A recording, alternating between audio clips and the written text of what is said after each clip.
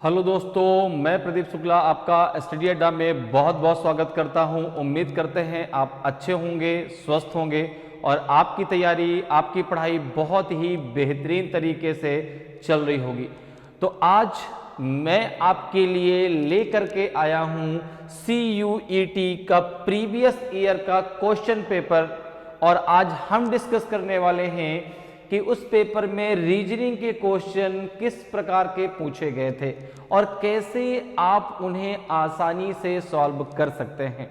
ठीक है, क्योंकि आपको पता है कि जो CUT का पिछले वर्ष पेपर हुआ था, इस वर्ष भी आपके फॉर्म जो है भरे जा रहे हैं अभी, ठीक है ना, और उसका जो है मई में जो है उसका पेपर होने वाला है।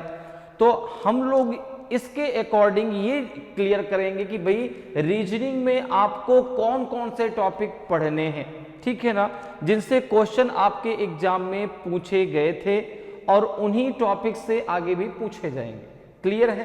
तो चलिए स्टार्ट करते हैं। रीजनिंग का पेपर आज हम डिस्कस करने वाले हैं। तो चलिए क्वेश्चन की तरफ बढ़ते हैं। सबसे पहले क्वेश्चन की तरफ बढ़ते हैं और क्वेश्चन को देखते हैं भाई क्वेश्चन क्या पूछा गया था, उसको आप कैसे आसानी से सॉल्व कर सकते हैं।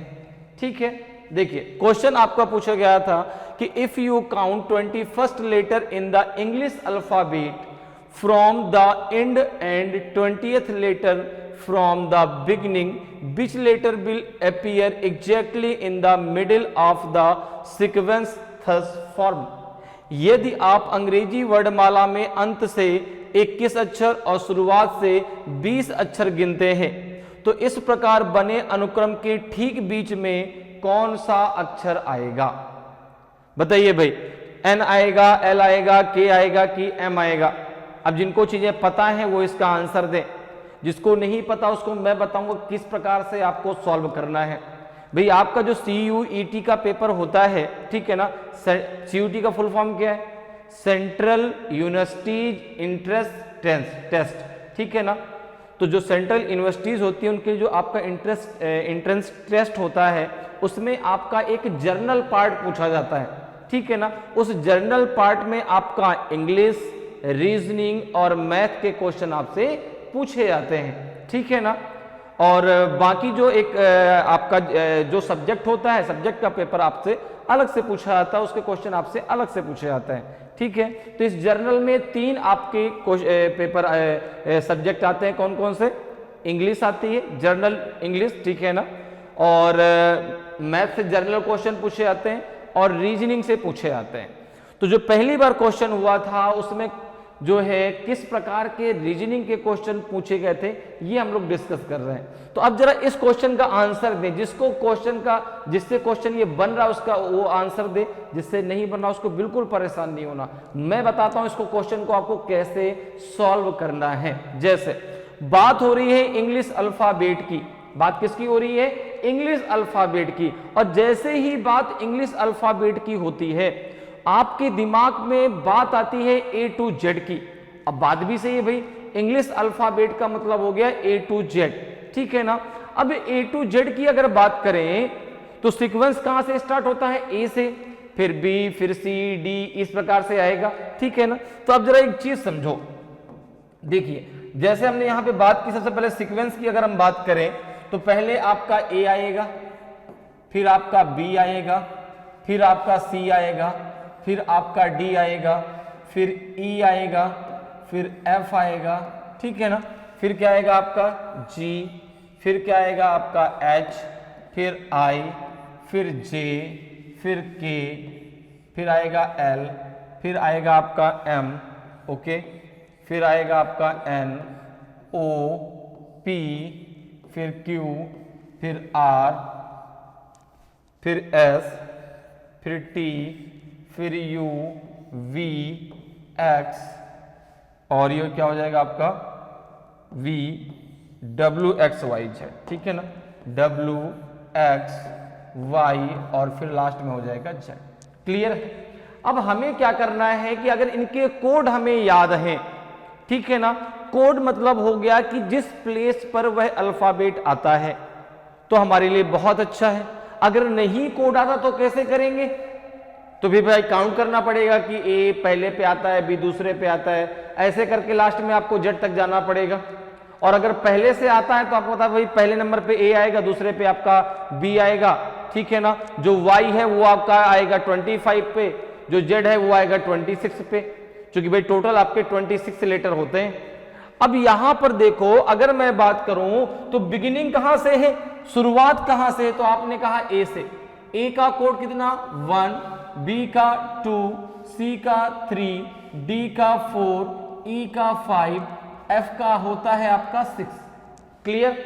अब इसी प्रकार सीक्वेंस देखो आगे बढ़ता जाएगा, ये 7, 8, 9, 10, 11, ये हो जाएगा आपका 12, ठीक है।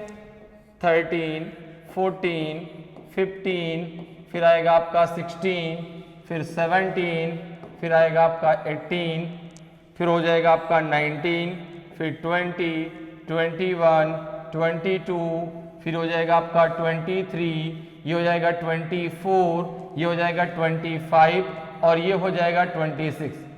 अब देखो जैसे कह रहा है कि यदि आप अंग्रेजी वर्णमाला में अंत से 21वां अक्षर, अंत मतलब क्या हो गया, एंड क्या हो गया जहां पे जेड हुआ, एंड क्या हुआ जहां पर जेड है, बिगिनिंग क्या हो गई जहां पर ए है, बिगिनिंग कहां पे है जहां पर ए है, एंड कहां पे है जहां पे जेड है। तो शुरुआत से कह रहा है कि 20वां अक्षर और अंत से कह रहा है कि आपका 21वां अक्षर। तो आपने कहा कि अब जैसे आपको कुछ नहीं पता, अल्फाबेट तो आपको पता है, ठीक है ना, आपको क्या करना है कि शुरुआत से 20वां अक्षर गिन लेना है। शुरुआत मतलब क्या हो गया, जहां से आपने शुरू किया है ए से, इसको हम लेफ्ट एंड भी बोलते हैं। क्या कहते हैं, लेफ्ट एंड भी कहते हैं, शुरुआती छोर भी कहते हैं, बिगिनिंग भी कहते हैं, ठीक है ना। जहां पे जेड लिखा है इसको हम राइट एंड भी कहते हैं या एंड भी कहते हैं, ठीक है ना। राइट एंड भी कहते हैं या डायरेक्ट एंड कह दिया जाता है, या कह दिया जाता है जो है नीचे से, ठीक है ना। ये कई नामों से आपके इसमें आता है, क्लियर है। तो अब अगर हम बात करें तो बिगिनिंग में कौन है आपका ए, ठीक है ना, बिगिनिंग में कौन है आपका ए है और लास्ट में कौन है आपका जेड। तो बिगिनिंग से कौन सा अक्षर लेना है आपको 20वां। तो जरा काउंट करके देखिए, जरा काउंट कीजिए। आपने कहा 1 2 3 4 5 6 7 और लास्ट में आपका 20 में कौन आएगा टी। तो बिगिनिंग से अगर मैं आपसे कहूं कि जो बिगिनिंग से आपका लेटर आएगा कौन सा 20th, वो क्या आएगा आपका टी आएगा। तो देखो बिगिनिंग से जो लेटर आपका आएगा 20th लेटर आपका हो जाएगा टी, 20th लेटर आपका क्या हो जाएगा टी, ठीक है ना। अब क्या कह रहा है कि एंड से कौन सा 21, एंड से कौन सा 21, एंड से अर्थात लास्ट से अर्थात अंत से अर्थात कह सकते हैं राइट साइड से 20th, 21st लेटर क्या होगा। तो देखो जब बिगिनिंग से बात की तो हमने कहां से स्टार्ट किया काउंट करना, ए से। जब हमसे एंड से कह रहा तो हम कहां से काउंट करना स्टार्ट करेंगे, जेड से। जरा काउंट करिए 21st, 1 2 3 4 5 6 7 8 9 10 11 12 13 14 15 16 17 18 19 20 21 क्या आ जाएगा आपका एफ, क्या आ जाएगा आपका एफ। अब तो देखिए यहां से भाई लास्ट से हमने काउंट कर लिया, क्या आ गया आपका एफ। शुरुआत से हमने काउंट किया 20th लेटर पे क्या है आपका टी। अब इन दोनों के मिडिल का लेटर हमें बताना है। मिडिल मतलब हो गया कि जब हम टी से काउंट करेंगे तो भाई जब हम एफ से काउंट करेंगे तो एफ और टी के बीच जो बराबर संख्या में बढ़ जाएगा और जो बीच में बच जाएगा भाई बराबर संख्या में बांटेंगे, जो बीच में बचेगा वही उनके मिडिल में आ जाएगा। जैसे देखो जरा एफ से यहां पे देख लो 1 2 3 4 5 6 हमने एल तक ले लिया, जरा इधर काउंट कर लो 1 2 3 4 5 6 एन तक आपका इधर आ गया। ध्यान समझिएगा, देखो 3 2 5 एक 6 लेटर इधर हो गए और 3 6 लेटर इधर हो गए। मिडिल में कौन बच गया आपका एम। तो यहां पे आंसर क्या आ गया आपका एम, आंसर आ गया, आंसर क्या आ गया आपका एम। तो ये तो इसका एक पूरा बेसिक तरीका था जो मैंने आपको बताया। अब डायरेक्ट कैसे करना है जरा उसको समझ लो, ठीक है ना। डायरेक्ट कैसे आप इसको सॉल्व कर सकते हैं, क्वेश्चन को पढ़िए और डायरेक्ट आंसर दीजिए। ये तो मैंने आपको तरीका बता दिया कि कैसे आप अल्फाबेट में इस प्रकार से पूरा, जैसे आपको डायरेक्ट तरीका नहीं पता है तो क्वेश्चन छोड़ना नहीं है, ऐसा आपको करना है, ठीक है ना। कैसे करना है ये बात क्लियर हो गई कि हम यहां पे हमने अल्फाबेट लिख लिया, बिगिनिंग से कहा तो हमने ए से काउंट कर लिया 20th लेटर, हमसे इंड से कहा गया तो हमने लास्ट से काउंट कर लिया, अर्थात जेड से काउंट कर लिया, कौन सा 21st लेटर, ये आपका इंड है, या कह सकते हैं कि ये लेफ्ट राइट साइड है, ठीक है ना। और दोनों के बीच हमने क्या कर लिया, लेटर काउंट कर लिया, भाई बीच में वही आएगा जो हमने यहाँ पे दोनों को बराबर भागों में डिवाइड कर दिया, जो बीच में बच गया वही उनके मिडिल में लेटर हो गया। तो आंसर आप ऐसे भी निकाल सकते हैं। अब जरा मैं बताता हूं कि डायरेक्ट तरीका क्या हो सकता है इस क्वेश्चन को सॉल्व करने का। अब जरा हम बात कर लेते हैं कि इसको हम डायरेक्ट कैसे कर सकते हैं बिना कुछ काउंट किए, ठीक है ना। जैसे ही अल्फाबेट की बात हुई, डायरेक्ट कैसे हम क्वेश्चन को सॉल्व कर पाएंगे, तो देखो जरा यहां पे जरा समझ लो, यहां पे जरा समझो हमें क्या करना है, हम इसको डायरेक्ट कैसे सॉल्व कर सकते हैं। तो यहां पर जो है अगर एक ही साइड से दोनों लेटर पूछे जाएं, ठीक है ना, एक ही साइड से दोनों आपके नंबर दिए गए हों तो दोनों को ऐड करके आप जो है 2 का भाग दे दीजिए, जो आपका आएगा अगर वह संख्या 2 से पूर्णतः डिविजिबल होगी तो उनके बीच में लेटर आएगा, अगर डिविजिबल नहीं होगी तो फिर उनके बीच कोई लेटर नहीं होगा। जैसे देखिए यहां पे बिगिनिंग से पूछा गया 20th, एंड से पूछा गया 21st, ठीक है। आपको क्या करना है, दोनों की साइड एक होनी चाहिए। जैसे ये बिगिनिंग से है तो इसको भी हम बिगिनिंग से बना लेते हैं। और आपको ये पता है, अगर नहीं पता तो इस चीज को दिमाग में बैठा लीजिए कि अगर कभी भी कोई लेटर आपको इंग्लिश अल्फाबेट में एंड से पूछा जाए और उसको बिगिनिंग से बनाना हो तो आपको जो नंबर दिया गया है उसको 27 से माइनस कर दीजिए। जैसे हमने इस 21st को 27 से माइनस कर दिया, 21st कितना आ जाएगा आपका 6। अब जो ये 6 लेटर है ना, जो ये 6 बन गया, ये कहां से बन गया, ये आपका बिगिनिंग से बन गया, ये आपका जो है कहां से बन गया, ये बिगिनिंग से बन गया, अर्थात शुरुआत से बन गया। अब देखो, अब आप यहां पे डायरेक्ट तरीका लगा सकते हैं, जब दोनों शुरुआत से हैं 20th और 6, तो कुछ नहीं करना है, यहां पे 20 + 6 कर देना है, इसको 2 से डिवाइड कर देना है, तो ये हो जाएगा आपका 26 डिवाइडेड बाई 2 कितना आ जाएगा आपका, ये आ जाएगा 13th। और 13th नंबर पे कौन सा अल्फाबेट आता है आपका M, 13th नंबर पे कौन सा अल्फाबेट आता है आपका M, ठीक है ना। इसलिए मैंने कहा कोड याद कर लीजिए, आपके लिए बहुत आसान हो जाएगा। ये मान के चलो कि 50% जो है जो क्वेश्चन आपके पूछे जाते हैं अल्फाबेट के, तो अगर अल्फाबेट का आपको कोड याद है ना, आपको करने में कोई प्रॉब्लम नहीं आएगी। तो इसका डायरेक्ट तरीका क्या है, अगर अलग अलग साइड से दोनों दिए, जैसे ये बिगिनिंग से ये एंड से, तो एंड को बिगिनिंग में कैसे कन्वर्ट करेंगे, 27 से माइनस करके। अगर दोनों बिगिनिंग से दिए जाते तो कोई परेशानी नहीं होती, हमें कुछ करने की जरूरत थी, दोनों को ऐड करके 2 से भाग दे दो।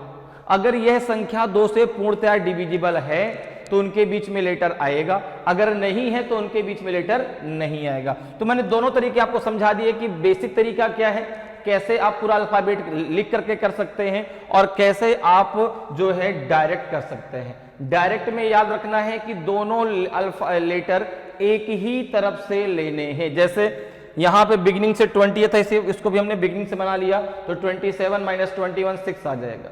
क्लियर है। और वैसे भी जब आपने एंड से गिना था तो 21st पे क्या आया था आपका F, और F का शुरुआत से कोड कितना होता है 6। क्लियर है। तो दोनों को शुरुआत से हमने ले लिया, दोनों को जोड़ करके 2 का हमने क्या कर दिया भाग, तो हमारा डायरेक्ट आंसर आ जाएगा। क्लियर, समझ में आया कैसे करना है। तो इसका आंसर क्या हो जाएगा, ऑप्शन डी। चलिए आगे बढ़ते हैं, अगले क्वेश्चन पे आते हैं। अगले क्वेश्चन का जरा आंसर बताएं। अगले क्वेश्चन को जरा एक बार पढ़िए और फिर क्वेश्चन को सॉल्व करने की कोशिश करते हैं। क्लियर है। क्वेश्चन क्या कह रहा है कि if with the help of 2nd, 5th, 6th, 7th, 10th, 11th and 12th letters of the word brainwashing, a word can be formed, then write first letter of that word, otherwise write X। यदि शब्द brain washing के दूसरे, 5वें छठवें, सातवें, 10वें, 11वें और 12वें अक्षरों की सहायता से कोई शब्द बनाया जा सकता है तो उस शब्द का पहला अक्षर लिखिए, अन्यथा उत्तर एक्स दीजिए। बताइए भाई, एक्स आएगा, आर आएगा, डब्ल्यू आएगा कि जी आएगा? कौन सा आपका सही आंसर होगा? एक बार कोशिश करिए, एक बार आप कोशिश जरूर करें क्वेश्चन को लगाने की। जैसा क्वेश्चन कह रहा है, ठीक है ना, जैसा क्वेश्चन कह रहा है वैसे ही आपको करना है। ब्रेन वॉशिंग से आपको ये जो जो उसने लेटर बताए हैं, दूसरा, फिर इसके बाद 5वां, 6वां, 7वां, 10वां, 11वां और 12वां, इन लेटर्स को उससे ले लेना है और फिर देखना है कि इनसे कोई एक वर्ड बन रहा है जिसका कोई मीनिंग हो। ऐसा नहीं कुछ भी वर्ड बना दे, उसका कोई मीनिंग हो। अगर उसका एक मीनिंगफुल वर्ड आप बना पाते हैं तो उसका फर्स्ट लेटर आपको आंसर देना है। और अगर आपको लगता है कि नहीं यार इससे कोई अल्फाबेट कोई वर्ड नहीं बन रहा तो फिर इसका आंसर आपको एक्स देना है। तो बताइए भाई क्या होगा इसका आंसर? एक बार कोशिश जरूर करें। तो देखिए जैसा क्वेश्चन में कह रहा है वैसा ही आपको करना है, ठीक है ना। जैसे उसने कहा कि एक शब्द दिया गया है आपको ब्रेन वॉशिंग, तो सबसे पहले उसको इस प्रकार से लिख लीजिए। देखिए जैसे BRAIN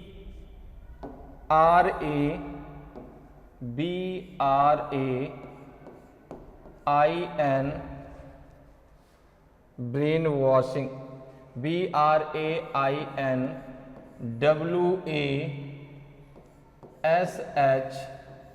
WASHING, इसको यहां पे लिख लेते हैं ING, ठीक है।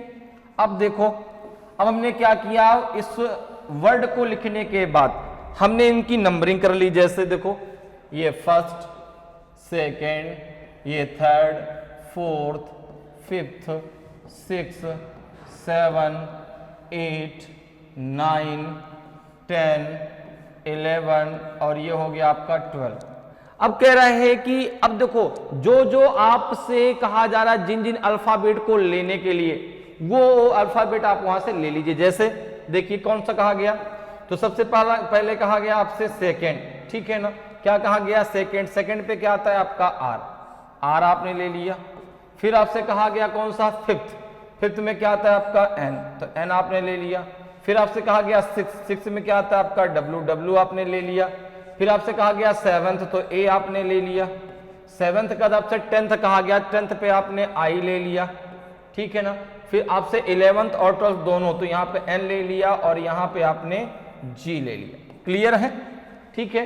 तो जो जो अल्फाबेट उसने लेने के लिए कहा वो सारे अल्फाबेट हमने ले लिया।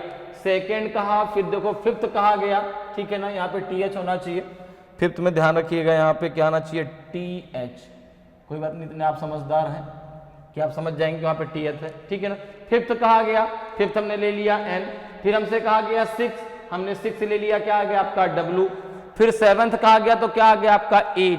और फिर 10th, 11th और 12th लगातार लेने थे तो ING हमने ले लिया। अब जरा देखिए जो आपने ये अल्फाबेट लिए हैं उनको मिल करके कोई एक मीनिंगफुल वर्ड बनेगा क्या?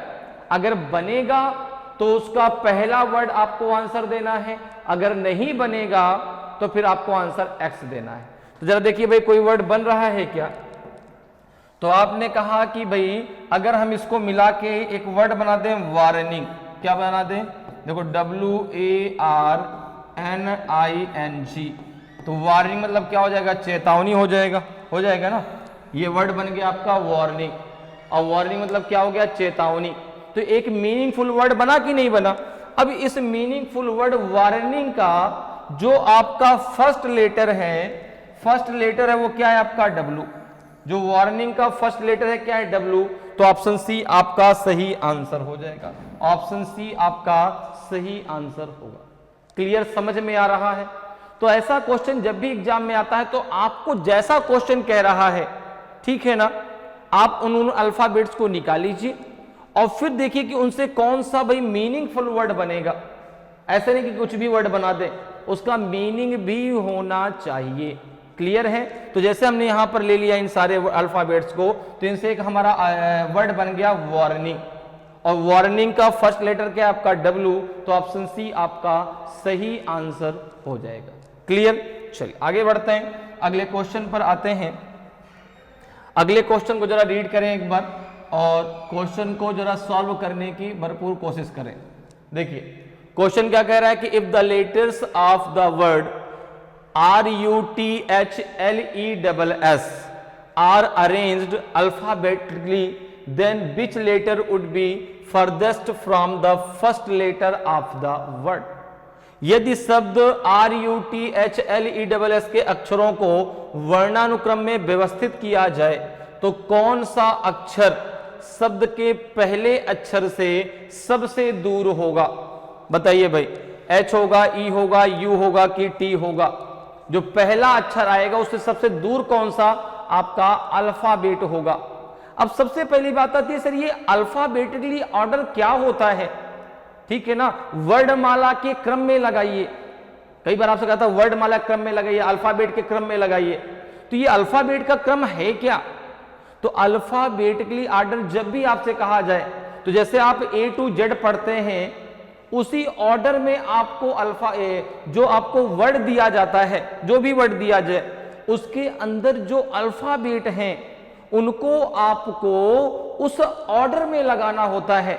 जैसे सबसे पहले A आएगा, फिर B, फिर C, फिर D, फिर E, F, G, H, I, J, K, L, M, N, O, P, Q, R, S, T, U, V, W, X, Y, Z। तो अब बात एक दिमाग में आती है सर फिर से वही अल्फाबेट पढ़ना पड़ रहा है, तो बात तो सही है भाई। रीजनिंग, अच्छा एक चीज जरा बताइए, रीजनिंग आपके पेपर में आती क्यों? आपके दिमाग में क्वेश्चन आता है सर फिर से वही अल्फाबेट है, ये अल्फाबेट तो हमने बचपन में पढ़े थे। सही बात है भाई, बचपन में आपने अल्फाबेट पढ़ा है, सबको अल्फाबेट आता है, A to Z सबको पता है कि भाई पहले A आएगा, फिर B आएगा, फिर C आएगा। हमें अब यहां पर क्या करना है, उसके सीक्वेंस को याद रखना है, कोई भी अल्फाबेट हमसे छूट ना जाए, उनके कोड को याद रखना है। भाई रीजनिंग आपके पेपर में क्यों पूछी जाती है? आपका दिमाग कितना शार्प है। अब देखिए क्या इस क्वेश्चन में कुछ है क्या? अब इस क्वेश्चन को कितने लोग सही आंसर दे पाते हैं, कितने लोग गलत, ये उनको देखना, आपका दिमाग कितना शार्प है, आप कोई भी डिसीजन लेने में कितना टाइम लगा रहे हैं, ठीक है ना। एक प्रकार से कह सकते हैं कि जो रीजनिंग है ना वो आपके शार्प दिमाग को जो है एक कि आप दिमाग का कितना यूज करते हैं उसको चेक करने का सबसे आसान तरीका है। क्योंकि भाई रीजनिंग जो है आपके आईक्यू लेवल को बढ़ाता है, ठीक है ना। आपका आईक्यू लेवल कितना अच्छा, आपने क्वेश्चन पढ़ा आंसर दे दिया, बहुत लोगों ने क्वेश्चन पढ़ा आंसर दे दिया, क्योंकि पता है भाई क्या पूछ रहा है। बहुत लोगों को ऐसा समझ में नहीं आ रहा क्वेश्चन पूछ क्या रहा है तो सारा का सारा अल्फाबेट ही, ठीक है ना। तो इसलिए जो है रीजनिंग जो आपके इसमें आती है ना वो केवल आपके आईक्यू लेवल को चेक करने के लिए आती है कि आपका आईक्यू लेवल कितना स्ट्रांग है, ठीक है ना। जो अब ये सारी चीज जैसे अल्फाबेट, भाई जो भी टॉपिक आप रीजनिंग में पढ़ते हैं, चाहे वो अल्फाबेट हो, ठीक है ना, चाहे वो कोडिंग डिकोडिंग हो, चाहे वो डायरेक्शन हो, चाहे ब्लड रिलेशन, जितने टॉपिक आप पढ़ते हैं हर टॉपिक से रिलेटेड चीजें आपको पता हैं। क्या डायरेक्शन आपको नहीं पता? सबको पता है। क्या आपको ब्लड रिलेशन नहीं पता? सबको पता है। लेकिन फिर भी चीजें, क्वेश्चन आपसे इन टॉपिक में वहीं से पूछे जाते हैं और आप फिर भी उन क्वेश्चनों में फंस जाते हैं, ठीक है ना, क्योंकि आप जो है सही तरीके से उनको क्लियर नहीं कर पाते। जैसे भी इस क्वेश्चन को देखिए, इस क्वेश्चन में कुछ नहीं है, जो आपको इस वर्ड के अंदर अल्फाबेट दिए गए हैं उनको अल्फाबेट के ऑर्डर में लगाना है, अल्फाबेट के क्रम में लगाना है। तो अगर हम यहां पर देखें तो हमें जो वर्ड दिया गया है वो है आपका RUTHLESS,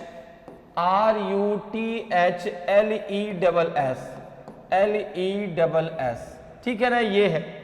अब देखो अगर हम यहां पर बात करें, अगर मैं बात करूं कि अल्फाबेट का क्रम क्या है, अगर मैं आपसे बात करूं कि इसको जो है अल्फाबेट का ऑर्डर क्या होगा इसका, तो देखो जरा सबसे पहले अब देखो RUTH है ना, एक मिनट जरा रुक, यहां पे RUTH, ठीक है ना, RUTH ये वर्ड है, ठीक है। अब देखो RUTH, H के बाद क्या आपका LESS, दूर दराज ने इसलिए लेटर्स को लिखा, कोई भी लेटर्स हमसे छूटना नहीं चाहिए। अब देखो अल्फाबेट का ऑर्डर क्या होगा, सबसे पहले इनमें कौन सा अल्फाबेट आएगा, आपने कहा सबसे पहले E आएगा, सबसे पहले ई आएगा, ई के बाद कौन सा आएगा, तो ई के बाद देखो एच आएगा, एच के बाद फिर क्या आएगा, तो एच के बाद एल आएगा, एल के बाद फिर क्या आएगा, तो एल के बाद आपका एस आएगा, फिर एस आएगा चूंकि डबल एस है, फिर आपका क्या आएगा, फिर आपका जो है नहीं पहले आर आएगा, ठीक है ना, आर एस होता है ना, पहले आर आएगा फिर एस आएगा, क्लियर है, पहले आर आएगा फिर एस आएगा फिर एस आएगा फिर आपका टी आएगा और सबसे लास्ट में आपका यू आएगा, सबसे लास्ट में क्या आएगा, आपका यू आएगा। तो जो ये आपको वर्ड दिया गया था इसमें जो अल्फाबेट हैं उनका अल्फाबेटली ऑर्डर आपका ये हो जाएगा। अल्फाबेट का क्रम क्या होगा, सबसे पहले ई, एच, एल, फिर आर, फिर डबल एस, फिर टी, फिर यू। तो सबसे दूर लेटर कौन सा हुआ, सबसे दूर कौन सा हुआ, देखो तो शुरुआत में आपका ई है और ई से सबसे दूर आपका यू है, सबसे दूर कौन सा आपका यू है, तो ऑप्शन सी आपका सही आंसर होगा, ऑप्शन सी आपका सही आंसर होगा, ठीक है ना। तो पहले अक्षर से सबसे दूर कौन सा होगा, पहला अक्षर आपका ई है और ई से सबसे दूर आपका जो है यू है, ई का कोड 5 है और यू का कोड है 21, तो भाई सबसे दूर आपका यू आएगा, तो ऑप्शन सी आपका सही आंसर हो जाएगा, क्लियर है। चलिए आगे बढ़ते हैं, अगले क्वेश्चन पर आते हैं। अगले क्वेश्चन को जरा रीड करें और क्वेश्चन का आंसर देने की भरपूर कोशिश करिए। क्वेश्चन को पहले एक बार रीड कर लीजिए, क्वेश्चन क्या कह रहा है। क्वेश्चन कह रहा है कि in a certain code CERTAIN is coded as XVIGZRM.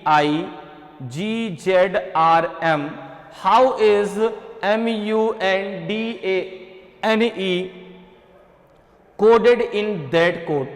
एक निश्चित कोड में CERTAIN को XVIGZRM के रूप में कोडित किया गया है, तो उसी कोड भाषा में MUNDANE को किस प्रकार कोडित किया जाएगा, बताइए भाई इनमें से कौन सा आपका सही आंसर होगा। तो देखो ये भी जो क्वेश्चन है ना वो आपका अल्फाबेट पर है और अल्फाबेट में किस टॉपिक से है क्वेश्चन रीजनिंग में, तो ये है आपका कोडिंग डिकोडिंग टॉपिक से। किस टॉपिक से, कोडिंग डिकोडिंग। और कोडिंग डिकोडिंग में क्या होता है कि आपको जो पहला दिया गया है ना कि सर्टेन को ये लिखा गया है, यहां से आपको मेथड निकालना है, यहां से आपको क्या निकालना है, मेथड, और जो मेथड निकलेगा उसको आपको जो क्वेश्चन पूछा गया है उसमें अप्लाई कर देना है, ठीक है ना।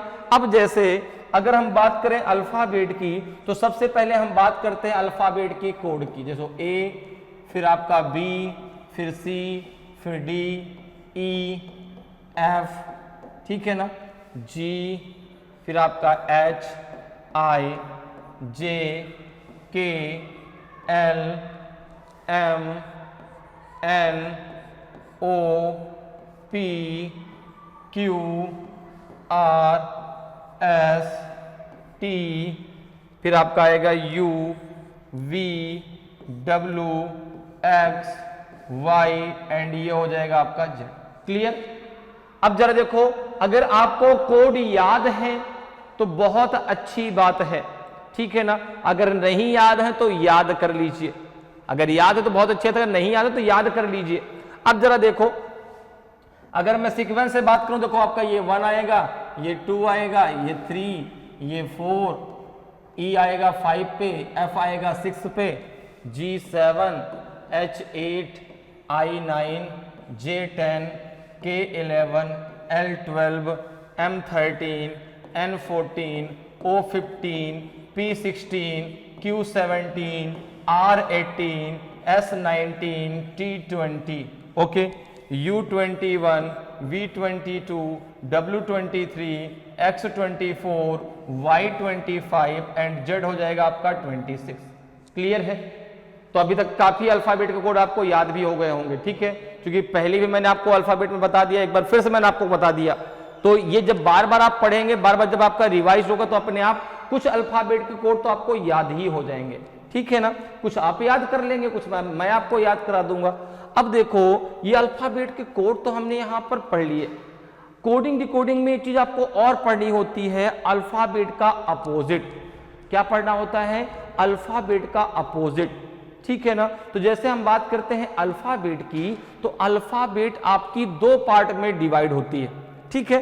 दो पार्ट में कैसे डिवाइड होगी, तो जैसे आपके टोटल लेटर्स हो गए 26, और अगर 26 को हम 2 से डिवाइड कर दें तो आ जाएगा आपका 13, नहीं आ जाएगा।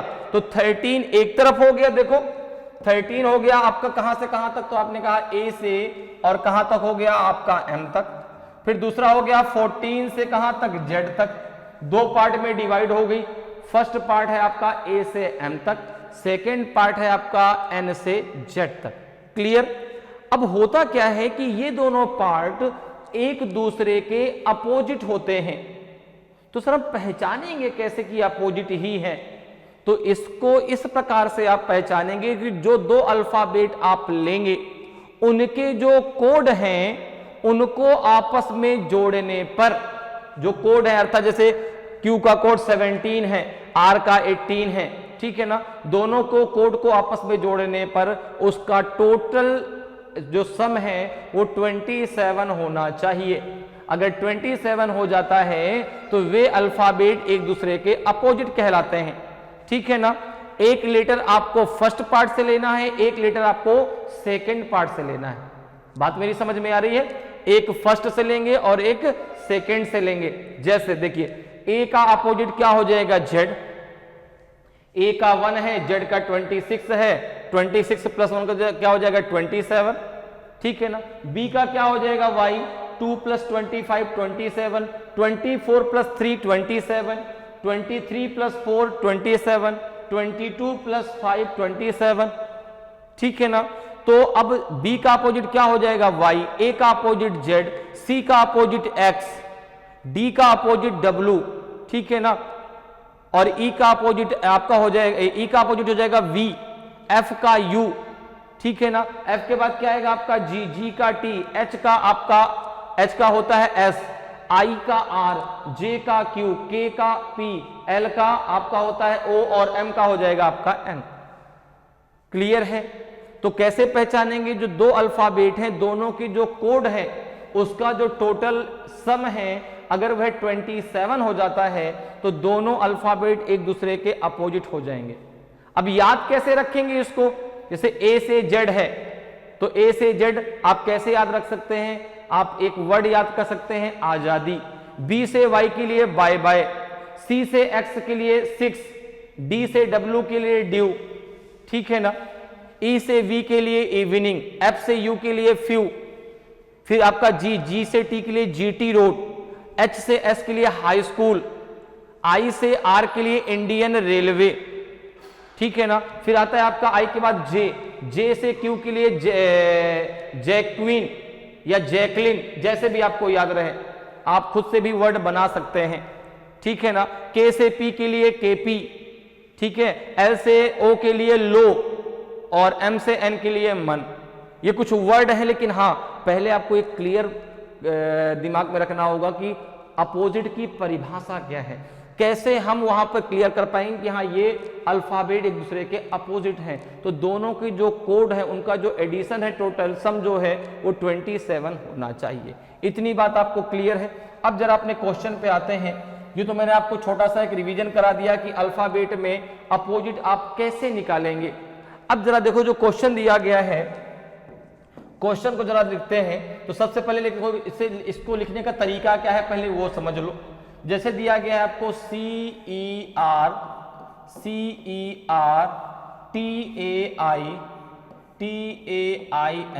दिया गया है, CERTAIN। अब सर्टेन को क्या लिखा गया है XVIGZRM। तो हर एक अल्फाबेट के नीचे उसका अल्फाबेट लिख दीजिए। जैसे सी के नीचे क्या आएगा आपका एक्स आएगा तो हमने यहाँ पे एक्स लिख दिया, ई के नीचे क्या आएगा आपका वी आएगा तो हमने वी लिख दिया, ठीक है ना। अब देखो आर के नीचे क्या आएगा आपका आई तो हमने आई लिख दिया, ठीक है ना। एकदम क्रम से लिखते चले जाइए, ठीक है ना। यहाँ पे जी, यहाँ पे जेड, यहाँ पे आएगा आपका आर और यहाँ पे आएगा आपका एम, ठीक है ना। क्रम से एकदम लिखते हुए चले जाइए। अब जरा देखो, अब हम यहाँ पर बात करते हैं इनके कोड की। सी का कोड 3, ई का 5, आर का 18, टी का 20, A का 1, I का 9, N का 14। ओके, X का कितना होता है 24, V का 22, I का 9, G का 7, Z का 26, R 18 और M हो गया आपका 13। अब जरा देखो, अगर आप यहां पर देखें तो 3 और 14, 3 प्लस 24, 3 प्लस 24 जब आप करेंगे, 3 प्लस 24 जब आप करेंगे कितना आ जाएगा 27, 5 प्लस 27 कितना आ जाएगा 22, 27, 18 प्लस 9 27, 20 प्लस 7 27, 1 प्लस 26 27, 9 प्लस 18 27 और 14 प्लस 13 27। तो अब देखो, आपको कुछ याद आया? मैंने आपसे कहा था कि अगर हम अल्फाबेट के कोड को ऐड करते हैं और जो टोटल सम है अगर वह 27 हो जाता है तो वे अल्फाबेट एक दूसरे के अपोजिट हो जाएंगे। तो ये तो अब अपोजिट की बात आ गई। तो अब हमसे पूछा गया है कि MUMUNDANE का आंसर क्या आएगा? देखो जरा, आपको अगर डायरेक्ट समझ में आ जाता तो डायरेक्ट आप लिख सकते हैं, जैसे मैंने आपको बताया था ना कि मन, फ्यू, मन, फिर आपका डी से क्या आएगा, डी से डब्ल्यू, ड्यू, आजादी, मन, इवनिंग। तो आप डायरेक्ट भी लिख सकते हैं। डायरेक्ट नहीं समझ में आता तो आप देखो, इसका कोड 13, U21, N14, डी आपका 4, A1, N14 और E5। अब चलो एक चीज मुझे बताइए, 13 में मैं कितना ऐड करूं कि 27 हो जाए? आपने कहा प्लस का 14 कर दीजिए, तो ये हो जाएगा आपका 14 किसका कोड होता है? N का। तो यहां पे आपका क्या आ जाएगा? यहां पे आ जाएगा आपका N। 21 में कितना ऐड कर दे? तो आपने कहा 6 ऐड कर दीजिए, 6 होता है आपका F का कोड। 14 में 13 ऐड कर दीजिए, 13 होता है M का कोड। 4 में आप 21 ऐड कर दीजिए, नहीं 21 नहीं 27 करना है ना, तो D का हो जाएगा W, तो यहाँ 23, तो यहाँ पर W हो जाएगा, ठीक है ना। A में कितना ऐड करना पड़ेगा?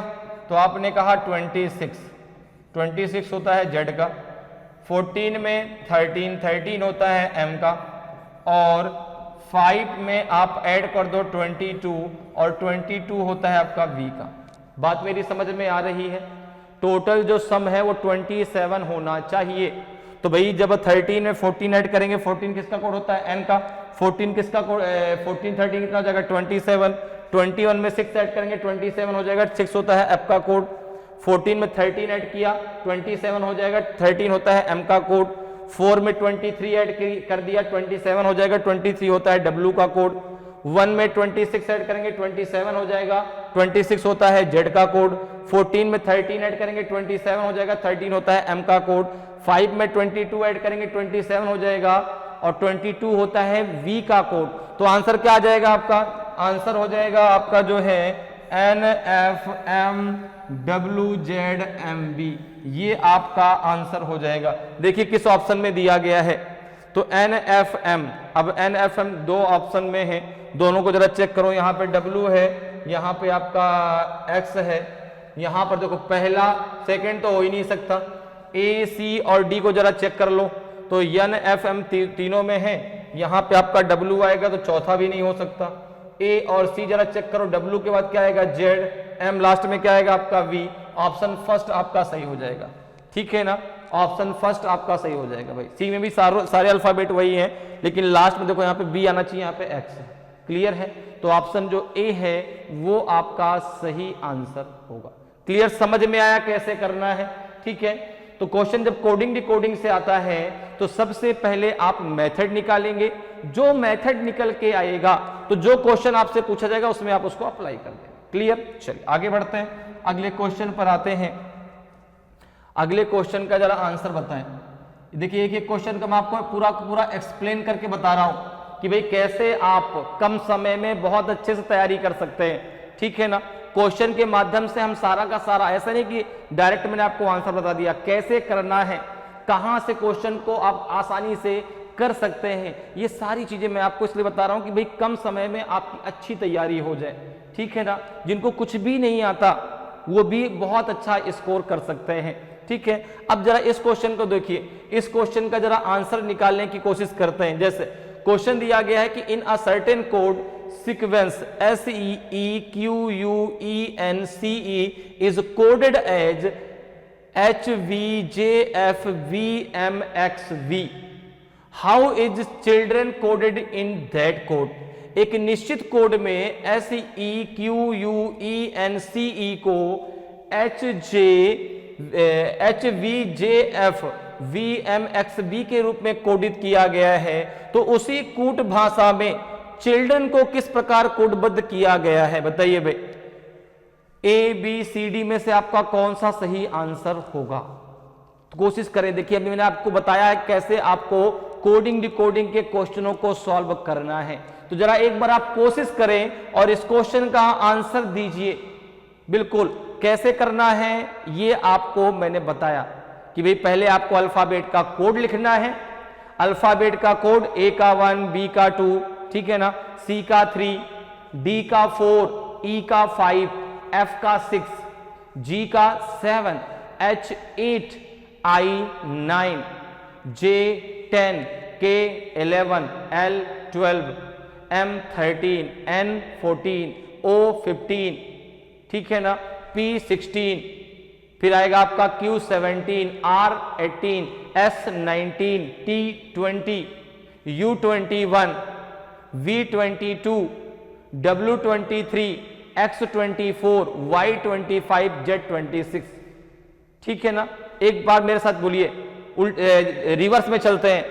Z 26, Y 25, X 24, W 23, V 22, U 21, T 20, S 19, R 18, P 16 और R 18 नहीं Q 17, P 16, O 15, N 14, M 13, L 12, K 11, J 10, I 9 और I के पहले क्या आएगा आपका H 8, G 7, F 6 और E 5, D 4, B 2 और D 4, C 3, B 2, A 1। तो जब एक दो बार दिन में अगर आप एक बार भी इनको इस प्रकार से पढ़ लेंगे ना, अपने आप सारे कोड आपको याद हो जाएंगे। अब जरा देखिए भाई, इसका जरा एक बार इसको लगाने की हम लोग कोशिश करते हैं। देखो क्या है, तो सबसे पहले लिखने का तरीका क्या है, मैंने आपको बताया कि पहले यहां पे लिख दीजिए जो सीक्वेंस के अल्फाबेट दिए गए हैं SE, क्योंकि यहां से हम निकालेंगे जो है पहले मेथड SEQUENCE,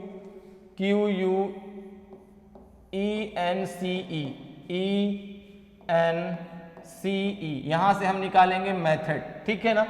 अब देखो यहां पे क्या दिया गया है H, ठीक है, यहां पे दिया गया आपको V, फिर J, फिर आएगा आपका यहां पे F, J के बाद F, फिर V, फिर M, फिर X और लास्ट में V, ठीक है। ये इसलिए इस प्रकार से लिखा गया कोई भी अल्फाबेट आपसे छूटना नहीं चाहिए। अब देखो इनके कोड लिख लो, तो आपने कहा S का 19, E 5, Q 17, U 21, E है आपका 5, N 14, C 3, E 5, okay, H 8, V 22, J 10, F 6, V 22, M 13, X 24 और V 22। जैसे ही आपने सारे के सारे कोड लिखे, बहुत सारी चीजें दिमाग में अपने आप आपकी क्लियर हो जाएंगी। बहुत सारी चीजें जो दिमाग में अपने आप आपके आएंगी कि हाँ भाई इसका आंसर ये हो सकता है, यहाँ पे क्या तरीका लगा है, क्या मेथड लगा, तुरंत आपके दिमाग में आएगा। अब देखिए जैसे ही आपने कोड लिखा, आपने कहा 19 + 8, 19 + 8 अगर दोनों को ऐड कर देंगे तो ये हो जाएगा आपका 27। देखो 5 + 22 कितना हो जाएगा 27, 17 + 10 कितना हो जाएगा 27, फिर 21 + 6 कितना हो जाएगा 27, 5 + 22 कितना हो जाएगा 27, 14 13 27, 24 + 3 27, 5 + 22 27। दिमाग में कुछ आया, तो क्या है आपका यहाँ पे सारे के सारे यहाँ पर भी अपोजिट ही तो लिखे गए हैं। तो जब अपोजिट लिखे गए हैं तो आपसे पूछा गया चिल्ड्रन को कैसे लिखा जाएगा, CHILDREN, चिल्ड्रन को कैसे लिखा जाएगा। तो आपने कहा कि भाई C का कोड होता है 3, H का 8, I 9, L 12, D 4, R 18, E 5 और N होता है 14। अब जरा देखो, आप मुझे बताएं कि मैं 3 में कितना ऐड कर दूं कि आपका 27 हो जाए। आपने कहा 24 ऐड कर दीजिए, 24 होता है X का कोड। 8 में कितना ऐड कर दूं, 60 नहीं, 8 में आप 19 ऐड कर दीजिए तो ये हो जाएगा आपका S, ठीक है ना। 9 में कितना ऐड कर दूं, तो आपने कहा यहाँ पे 18 ऐड कर दीजिए तो ये हो जाएगा आपका R। 12 में कितना ऐड कर दें, तो आपने कहा 15 ऐड कर दीजिए तो 27 हो जाएगा, 15 होता है O का। 4 में कितना ऐड कर दें, तो 4 में 23 ऐड कर दीजिए, हो जाएगा W, ठीक है ना। 18 में आप 9 ऐड कर दीजिए तो 9 होता है आपका I का, और 5 में 22 ऐड कर दीजिए, 22 होता है आपका V का, और 14 में आप 13 ऐड कर दीजिए, 13 होता है आपका M का कोड। 13 किसका होता है आपका M का। तो जरा देखिए ये आपका आंसर आएगा, ये आंसर आएगा। इसको जरा देखिए किस ऑप्शन में दिया गया है, क्या आएगा, XSROWIVM। तो आपने कहा कि भाई C और D तो बिल्कुल भी नहीं हो सकते, C और D तो बिल्कुल देखते हमने कैंसिल कर दिया। अब जरा हम चेक करते हैं A और B को, देखो XSRO होना चाहिए तो A भी गलत है, ऑप्शन B आपका सही होगा, ऑप्शन B आपका सही आंसर हो जाएगा। तो इस प्रकार से बहुत आसानी से आप सॉल्व कर सकते हैं। मैंने कहा ना रीजनिंग बहुत आसान है। रीजनिंग क्यों पूछी जाती है, बस वही ना कि आपका प्रेजेंस ऑफ माइंड कितना अच्छा है, आप किसी क्वेश्चन को देख के कितनी जल्दी उसका आंसर दे सकते हैं, ठीक है ना। क्वेश्चन में कुछ नहीं, जैसे अल्फाबेट है तो अल्फाबेट में है क्या, वही A to Z है, लेकिन अब उसको भी कैसे हम आसानी से पढ़ सकते हैं, आसानी से क्वेश्चनों को लगा सकते हैं, ये हमें आना चाहिए। तो यहां पर जो है आपका आंसर क्या आ जाएगा, ऑप्शन B आएगा। क्लियर है। चलिए आगे बढ़ते हैं, अगले क्वेश्चन पर आते हैं। अगले क्वेश्चन को जरा पढ़िए और उसको जरा आंसर देने की कोशिश करिए। एक बार इस क्वेश्चन को जरा रीड करें और फिर क्वेश्चन को जरा इसका आंसर दें। क्वेश्चन को पहले रीड कर लीजिए एक बार, ठीक है ना। क्वेश्चन जो है कह रहा है, देखिए क्वेश्चन आपसे कह रहा है कि कंसीडर द फॉलोइंग स्टेटमेंट, निम्नलिखित कथनों पर विचार करें। अब ये कुछ आपको स्टेटमेंट दिए गए हैं, इनको आपको पढ़ना है और फिर इनका आपको आंसर देना है। तो जब देखिए पढ़ते हैं क्या है, M is the brother of N, M N का भाई, okay. K is the sister of M, K M की बहन है। P is the brother of O, P O का भाई है। And O is the daughter of N, O N की पुत्री है। तो कह रहा है कि who is the uncle of P, P का अंकल कौन है। दूसरा कह रहा है कि which statement in first is superfluous, first में कौन सा कथन अनावश्यक है, बताइए भाई कौन सा ऐसा है जिसके बगैर भी काम चल जाता, अगर वो कथन नहीं दिया जाता तो उसके बगैर भी काम चल जाता। 1 है, 2 है, 3 है कि 4 है। तो ये जो क्वेश्चन है वो है आपका जो है ब्लड रिलेशन से। ये क्वेश्चन किससे पूछा गया है, ये क्वेश्चन आपका टॉपिक जो है आपका ब्लड रिलेशन अर्थात रक्त संबंध से पूछा गया है। तो देखिए अगर हम बात करें यहां पर तो ये जो क्वेश्चन है वो आपका किससे, ब्लड रिलेशन से पूछा गया है। अब अगर ब्लड रिलेशन की बात आती है तो ब्लड रिलेशन का मतलब होता है रक्त संबंध, ठीक है ना भाई। जो हमारा एक कहते हैं ना वंशानुगत जो प्रणाली है, जैसे मैं अपनी बात करूं तो भाई मेरा जो भाई है, मेरे जो पिता हैं, ठीक है ना, ये मेरे परिवार का कह सकते हैं फैमिली जो आती है वो आपका जो है ब्लड रिलेशन की बात वहां पर होती है।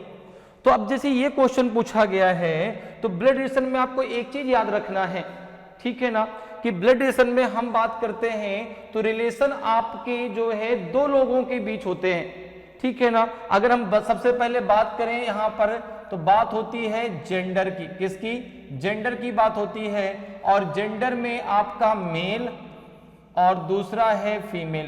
तो मेल के लिए हम साइन यूज करते हैं प्लस का और फीमेल के लिए फीमेल के लिए हम साइन यूज करेंगे माइनस का। क्लियर है? ठीक है ना। तो यहां पर इस चीज को याद रखना है कि सबसे पहले बात होती है जेंडर की। जेंडर में मेल और फीमेल, तो मेल के लिए क्या यूज करेंगे प्लस, फीमेल के लिए क्या यूज करेंगे माइनस। दूसरी बात आती है जनरेशन की।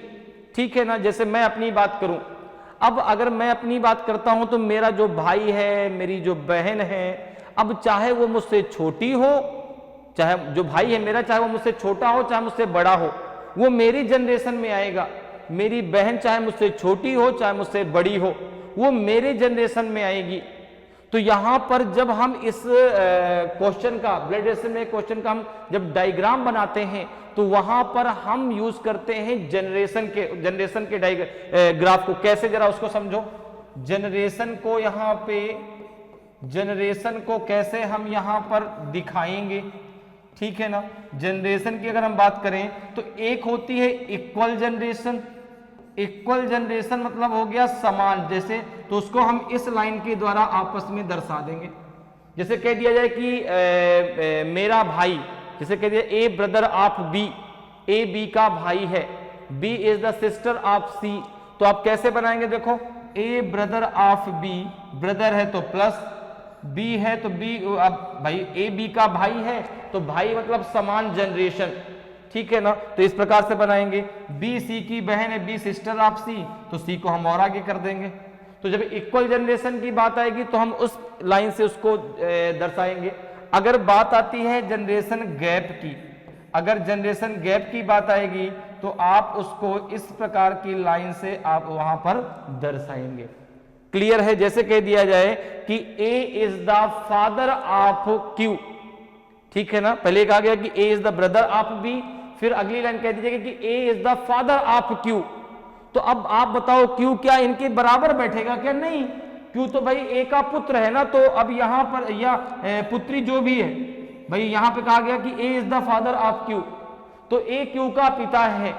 क्यू कौन है ए का, हमें क्लियर नहीं है, क्योंकि ब्लड रिलेशन में जेंडर का डिफाइन होना बहुत जरूरी है। जब तक जेंडर डिफाइन नहीं होगा तब तक रिलेशन डिफाइन नहीं हो सकता। या तो क्वेश्चन में जानकारी दी गई है, जो क्वेश्चन जो आपसे पूछा गया है उसमें जेंडर डिफाइन होना चाहिए। क्लियर है? जेंडर के लिए क्या करेंगे? मेल के लिए प्लस लगाएंगे, फीमेल के लिए माइनस लगाएंगे। और एक बात ध्यान रखना, ब्लड रिलेशन में एक रिलेशन होता है हस्बैंड एंड वाइफ का, जिसे हम कहते हैं पी स्क्वायर, पी पी। ठीक है ना। पी से पत्नी, पी से, ठीक है ना, क्या हो जाएगा आपका? तो भाई हस्बैंड वाइफ का हो जाएगा। क्लियर है? तो यहां पे जो है अगर मैं बात करूं तो देखो, जैसे कह दिया जाए कि A is husband of B, तो ये देखो ए इज हस्बैंड ऑफ बी, तो ये हो जाएगा आपका जो है ए में हमने क्या लगा दिया प्लस। अब देखो हस्बैंड और वाइफ के रिलेशन को हम दर्शाते हैं डबल लाइन से, पति पत्नी, पी पी। ठीक है ना। पी फॉर पति, पी फॉर पत्नी। तो यहां पर देखो इसको हम पी स्क्वायर भी कह सकते हैं। सबसे इंपॉर्टेंट बात जो आपको याद रखनी है उसको जरा सुनिए। जब भी आपके रिलेशन में, पति पत्नी के रिलेशन में यदि किसी एक का जेंडर आपको डिफाइन है तो दूसरे का जेंडर आप बिना पता लगाए भी डिफाइन करेंगे, क्योंकि भाई यही एक रिलेशन ऐसा है कि यदि एक का जेंडर क्लियर है तो दूसरे का जेंडर अपने आप क्लियर हो जाएगा। जैसे कहा गया कि A is the husband of B, तो B is the wife of A, होगा कि नहीं होगा? ठीक है ना। तो ये एक ऐसा रिलेशन है जिसमें यदि किसी एक का जेंडर डिफाइन है तो दूसरे का जेंडर आप अपने आप डिफाइन कर सकते हैं। इतनी बातें आपको क्लियर हुई?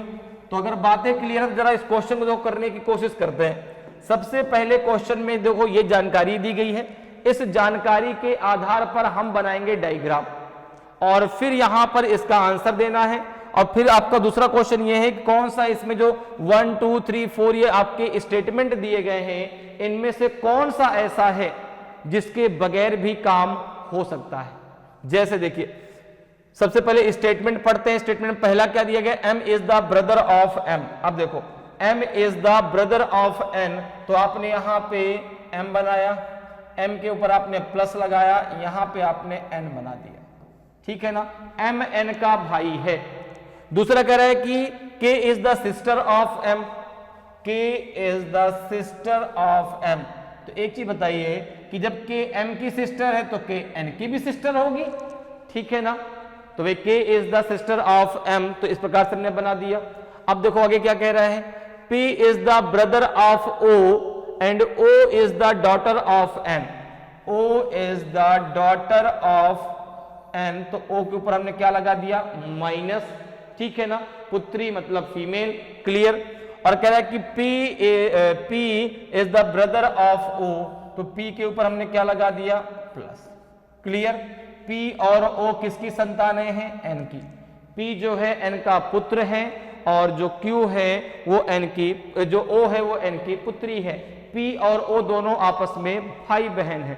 अब देखो पूछा क्या जा रहा है, ये तो हमने बना दिया डायग्राम किसके आधार पर, जो ये स्टेटमेंट आपको यहां से यहां तक दिया गया है।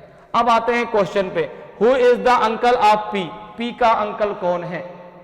अब देखिए पी का अंकल अगर हमें निकालना है तो आपके दिमाग में एक बात आती है, सर एन का जेंडर तो डिफाइन है नहीं, एन का जेंडर डिफाइन नहीं है। देखो एन के ऊपर हमने कोई सिंबल नहीं लगाया क्योंकि एन का जेंडर अभी तक हमें डिफाइन ही नहीं है। अब यहां पर चूंकि पूछा कि पी का अंकल कौन है, तो भाई पी का अंकल, अब अंकल का रिश्ता किसमें आता है, चाचा का रिश्ता किसमें आता है, पिता वर्ग में आता है। जब रिलेशन की बात आती है तो रिलेशन दो वर्ग में बढ़ते हैं, एक रिलेशन आपका फादर वर्ग में जाता है, एक रिलेशन आपका मदर वर्ग में जाता है। फादर वर्ग में कौन कौन से रिलेशन आते हैं, आंटी का अर्थात बुआ, अंकल तो आपका हो गए चाचा, आंटी आपकी चाची भी, ठीक है ना। और जो है ग्रैंड फादर, ग्रैंड मदर, दादा और दादी, ये सारे रिश्ते किस में आते हैं, पिता वर्ग में आते हैं, ठीक है ना। अगर हम माँ वर्ग की बात करें तो आंटी मतलब मौसी, ठीक है ना, मैटरनल अंकल मतलब मामा, ठीक है ना, मैटरनल आंटी मतलब मामी, ठीक है ना। और वहां पर जो है आपके ग्रैंडफादर एंड ग्रैंडफादर और ग्रैंड मदर मतलब नाना और नानी। तो ये दो जो रिलेशन है दो वर्गों में बढ़ जाते हैं। तो अगर मैं बात करूं तो यहां पे देखो अंकल का रिलेशन किस में आता है, पिता वर्ग में। अंकल का रिलेशन किस में आता है, पिता वर्ग में। ऑप्शन में कहीं भी ये नहीं दिया गया कि कैन नॉट डिटरमाइन, अगर ये दिया जाता तो आप उसी को क्लिक करते, अगर ये ऑप्शन में दिया जाता तो उसी को आप क्लिक कर देते, क्योंकि एन का जेंडर डिफाइन नहीं है। अब ऑप्शन में कहीं भी कैन नॉट डिटरमाइन नहीं दिया गया, इसलिए अब आपको एन का जेंडर प्लस मानना होगा, ठीक है ना। और जब एन का जेंडर प्लस मान लेंगे तो जो एम है वो जो है ओ और पी के क्या हो जाएंगे, अंकल हो जाएंगे। ओ और पी के क्या हो जाएंगे, अंकल हो जाएंगे। कौन, एम, ठीक है ना भाई। ओ के अंकल होंगे, पी के भी अंकल होंगे, क्योंकि ओ और पी आपस में क्या है, भाई बहन है। तो जो एम है वो है ओ और पी के अंकल हो जाएंगे। तो ऑप्शन सी आपका सही आंसर हो जाएगा, ऑप्शन सी आपका सही आंसर होगा। अब यहां पे कह रहा है कि कौन सा स्टेटमेंट ऐसा है जो आवश्यक ही नहीं था, जिसके बगैर भी आप जो है पी के अंकल निकाल सकते हैं, तो वह स्टेटमेंट है आपका सेकंड। देखो K is the sister of M, अगर ये नहीं भी दिया जाता तो भी तो आप पी के अंकल एम को निकाल लेते भाई। अगर ये जानकारी नहीं भी दी जाती तो आपके लिए कोई आवश्यक नहीं है। तो यहां पे आंसर हो जाएगा ऑप्शन बी, यहां पे आंसर हो जाएगा ऑप्शन बी। बात मेरी समझ में आ रही है। सेकंड क्वेश्चन आपसे क्या कह रहा है, सेकंड क्वेश्चन ये कह रहा है कि कौन सा ऐसा स्टेटमेंट है इन चारों में जिसकी कोई भी जरूरत उसको नहीं है। तो भाई जो यहां पर दिया गया है कि K is the sister of M, इसको क्वेश्चन का आंसर निकालने के लिए इसकी कोई जरूरत नहीं थी। तो यहां पे जो आपका अनावश्यक कथन था वो था आपका ऑप्शन सेकंड वाला स्टेटमेंट। तो ऑप्शन बी आपका सही आंसर हो जाएगा।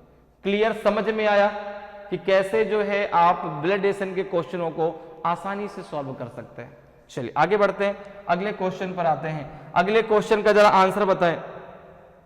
अगले क्वेश्चन को जरा एक बार रीड करें और इसका आंसर देने की भरपूर कोशिश करिए। देखिए क्वेश्चन को जरा रीड करिए भाई। क्वेश्चन कह रहा है कि Mahesh is taller than Suresh, Mahesh Suresh से लंबा है।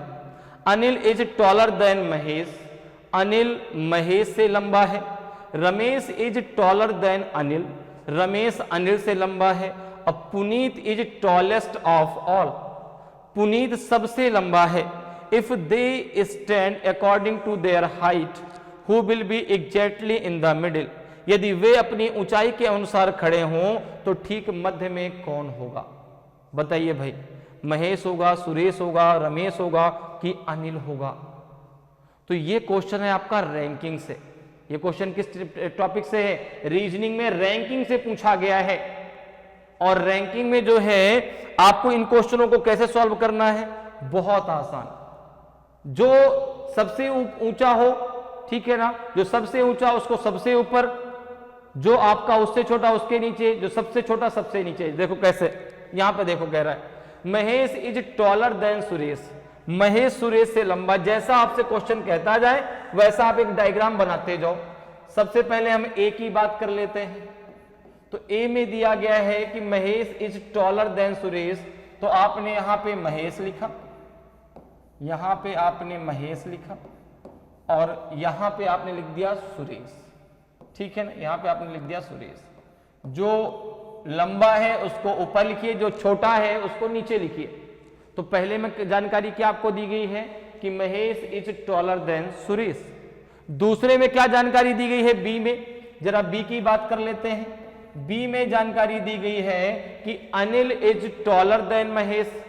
अनिल जो है वो महेश से लंबा है। Anil is taller than Mahesh. Anil जो है महेश से लंबा है। अब देखो सी में क्या जानकारी दी गई है? Ramesh is taller than Anil. Ramesh is taller than Anil. तो रमेश अनिल से लंबा है, तो रमेश को हमने अनिल के ऊपर लिख दिया।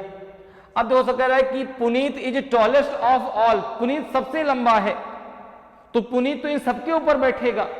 अब अगर इन सबको मैं मिला दूं, देखो सबसे ऊपर कौन आएगा आपका? पुनीत। सबसे ऊपर कौन आएगा आपका? पुनीत, ठीक है ना। पुनीत के बाद कौन आएगा? तो आपने कहा पुनीत के बाद आएगा आपका रमेश। पुनीत के बाद आएगा आपका रमेश, क्योंकि रमेश अनिल से लंबा है, ठीक है ना। अनिल किससे लंबा है? अनिल महेश से लंबा है, तो अनिल के नीचे आएगा महेश।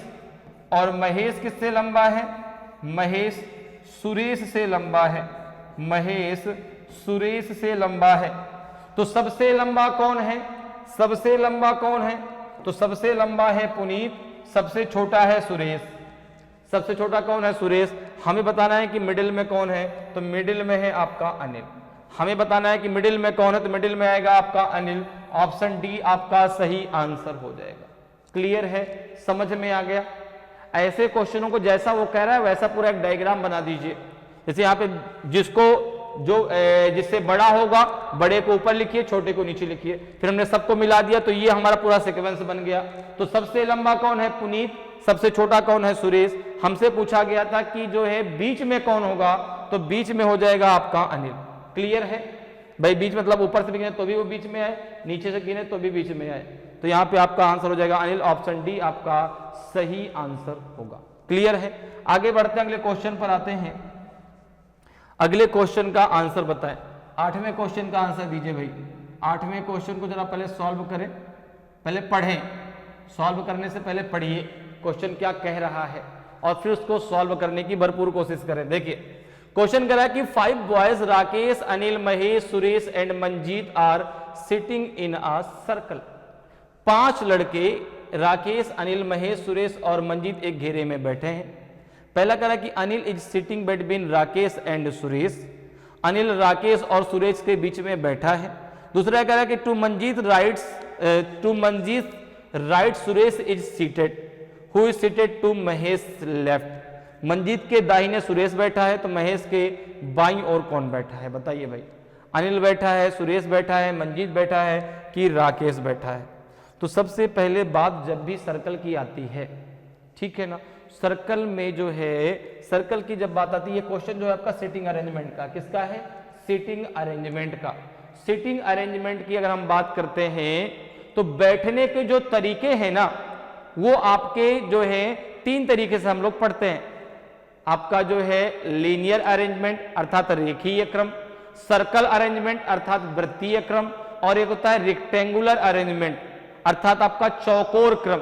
तो ये जो क्वेश्चन पूछा गया वो सर्कल अरेंजमेंट से पूछा गया है।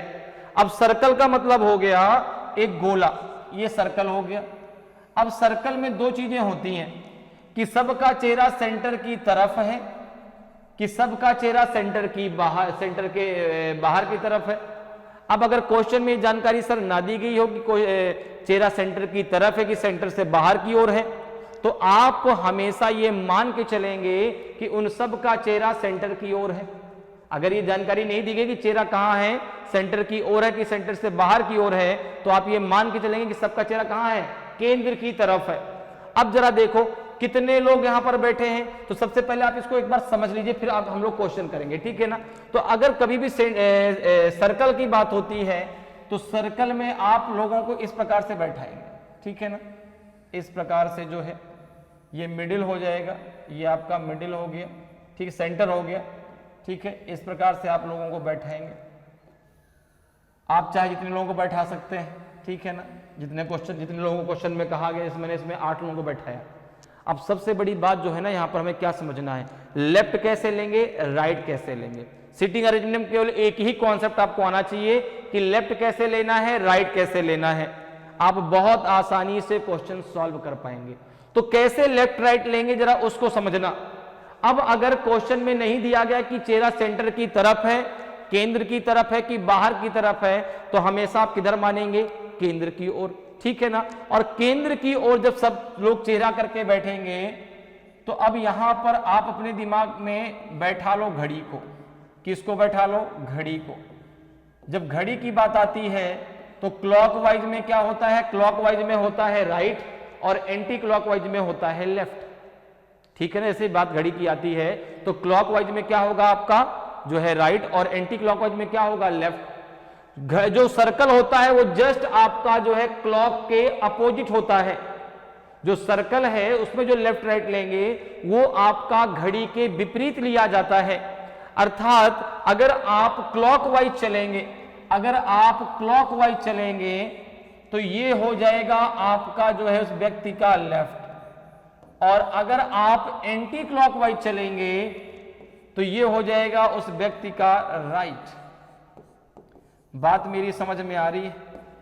क्लॉकवाइज में क्या होगा, क्लॉकवाइज में आपका होगा लेफ्ट, और एंटी क्लॉकवाइज में क्या होगा, एंटी क्लॉकवाइज में हो जाएगा उस व्यक्ति का एंटी क्लॉकवाइज। एंटी क्लॉकवाइज में आप लेंगे उस व्यक्ति का राइट। कब, जब सबका चेहरा कहां होगा, सेंटर की तरफ। अगर नहीं क्वेश्चन में दिया गया तो आपको ये मान के चलना है कि सब लोग चेहरा किधर की तरफ करके बैठे हैं, सेंटर की तरफ। अगर इनका चेहरा सेंटर की बाहर की तरफ होता तो यहां पर हम क्या करते, लेफ्ट राइट इसका क्लॉक की तरह ले लेते, क्लॉकवाइज में राइट और एंटी क्लॉकवाइज में लेफ्ट। अब जरा देखो ये कॉन्सेप्ट समझ में आ गया, ठीक है ना। अगर चेहरा सबका सेंटर के बाहर की तरफ होता, अर्थात केंद्र से बाहर की तरफ होता, तो क्लॉकवाइज में आप क्या लेते, राइट, एंटी क्लॉकवाइज में क्या लेते, लेफ्ट। लेकिन अगर सबका चेहरा सेंटर की ओर है, अगर नहीं दिया गया क्वेश्चन में तो मान के चलना है आपको, तो क्लॉकवाइज में क्या लेंगे आप, लेफ्ट, और एंटी क्लॉकवाइज में क्या लेंगे, राइट। अब जरा आते हैं अपने क्वेश्चन पे। अब जरा आते हैं क्वेश्चन पे। अब देखो यहां पे हमने एक सर्कल सबसे पहले खींच दिया। सर्कल में कितने लोग बैठे हैं, 5 लड़के हैं। तो आपने कहा 1 2 3 4 और एक हो गया आपका इधर, इसको कहीं यहां बैठा दीजिए, ये हो गया 5। ये हो गया आपका सेंटर पॉइंट, ये हो गया आपका सेंटर पॉइंट, ठीक है ना। अब जरा देखो क्लॉकवाइज में क्या लेंगे, लेफ्ट, एंटी क्लॉकवाइज में क्या लेंगे, राइट। इस बात को ध्यान रखिएगा। जरा क्वेश्चन को रीड करिए, क्या कह रहा है। Anil is sitting in between Rakesh and Suresh.